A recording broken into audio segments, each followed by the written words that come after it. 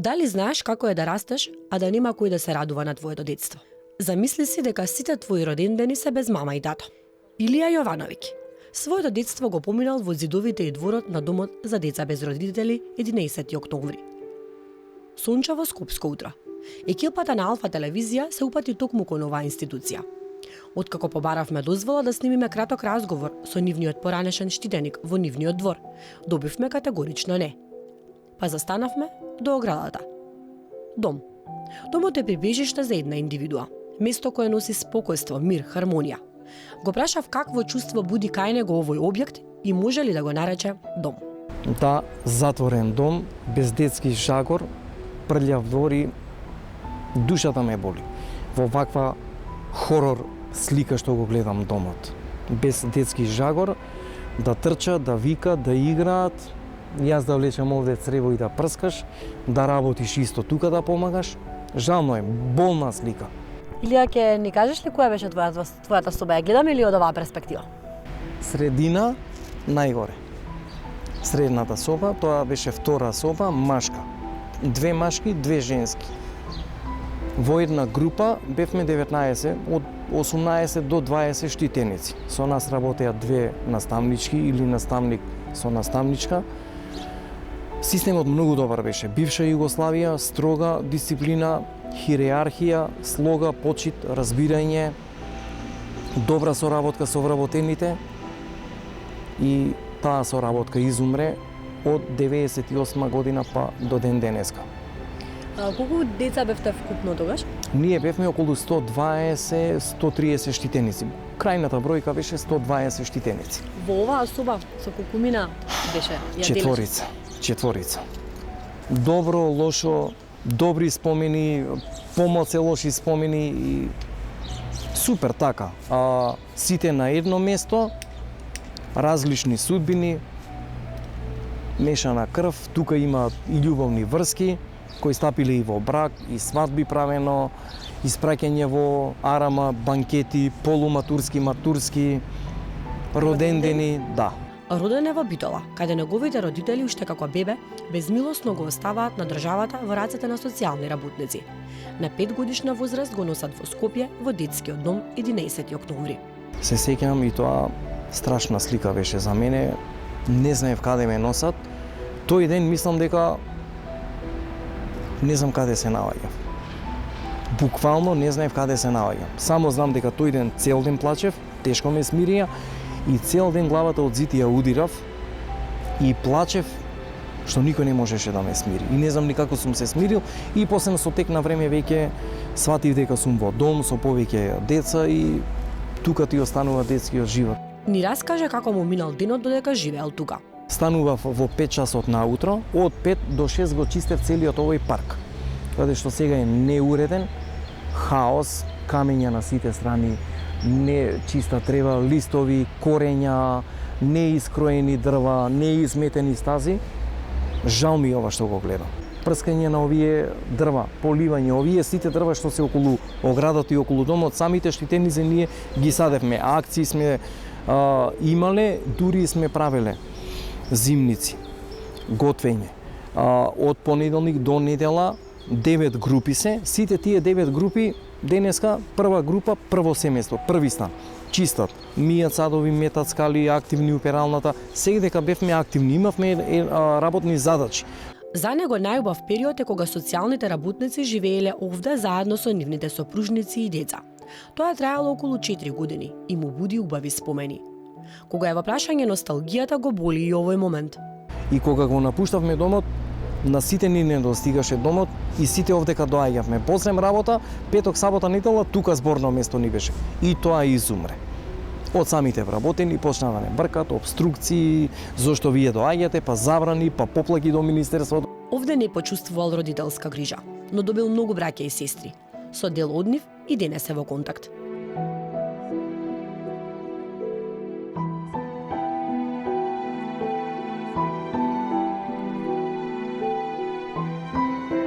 Најтешкиот дел од животот за децата што растат во дом е вистината. Пред да ја дознаат, ја носат како тешка планина на грбот. А откако ќе ја дознаат, цел живот ја буткаат како Сизиф карпата пред него. Најубаво е да се каже таму на ете да речеме 16-та, 17-та, 19-та, 20, 21 година, тука негдека. Видите, најболно е што никој до ден денеска не си ги знае, па има еден помал процент, еве да речем 0%. 0%, ни 1% нема кои не си ги знаат биолошките родители. И тоа е забрането. Но многу се гордеам што некои штитеници беа упорни, решителни да ги најдат своите биолошки родители и да се помират со судбината, да се соочат со тоа. И ја ќе ви кажам искрено, ги запознав моите биолошки родители, и татко ми и мајка ми. Мајка ми имаше доаѓања тука, ме зимаше, но не е тоа она да го осетиш како мајка и син, да ја осетиш таа љубов, си ја немал. Беше тоа 12 јули далечната 1998 година. Со посебна жар во очите се присети на последниот ден овде, кога вели точно напладне 15 полнолетни штитеници како кучиња биле избркани од домот. Овдека бевме избркани, надвор заклучени вратите, не избрка, ни да те прашат каде ќе идеш, што ќе идеш, едноставно не ги интересира. Тие веќе немаат ништо за вас. Да, ништо нема. Ни стигна решение од центарот, доколку вика не го напуштете домот, ќе ви викнеме полиција и со полиција ќе ве бркаме. По напуштањето на домот, дискриминацијата многу пати ја почувствувал на своја кожа. Пред нашата камера зборуваше за тоа дека потешкоти имал во тоа да најде каде ќе живее под кирија. Не сакале да го примати покрај тоа што не барал милостина. Сакал да си ја плати киријата. Го навредувале и нарекувале криминалец. Илија Јовановиќ има 40 години. Откако излегува од домот за деца без родители, својот живот се одлучил да го посвети како хумана мисија и да им помага на сите на кои што им е потребна помош. Снаодливоста, позитивната енергија и комуникативноста му помогнале на Илија да не скршне по лош пат. Веднаш почнал да работи, но секогаш на страна стојала идејата да направи нешто повеќе.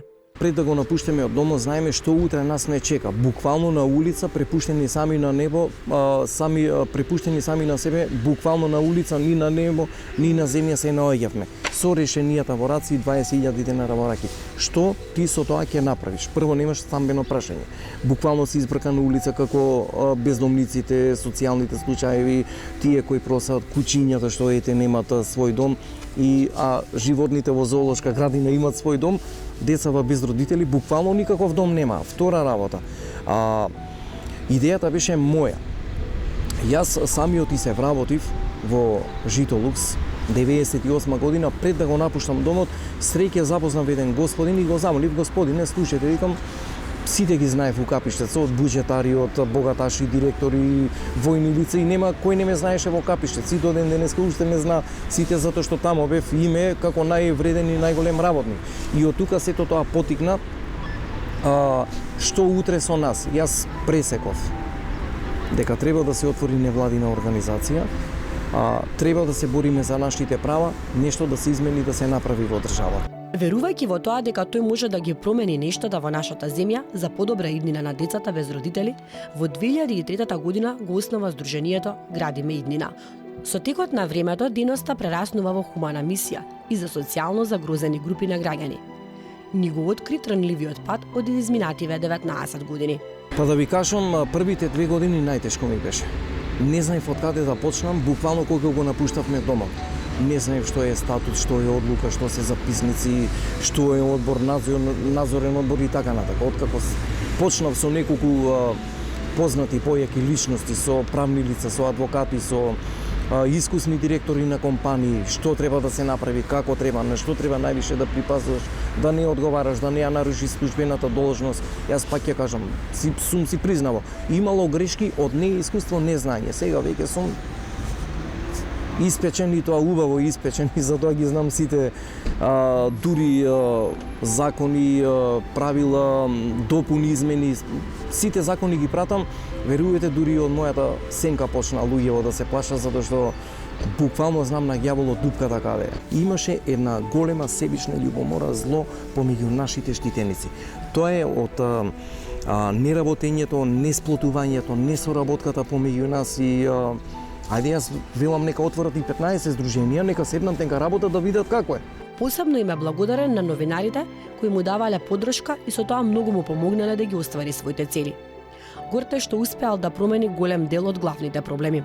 за децата без родителска грижа и без родители кои ги напуштавме домовите. Се донесе закон со претходната влада и тоа благодарение на највише што многу ни помогна и го знаеше нашиот темелен проблем господинот Никола Груевски. Ја тука политички партии и останатиот систем, мене тоа не ме интересира.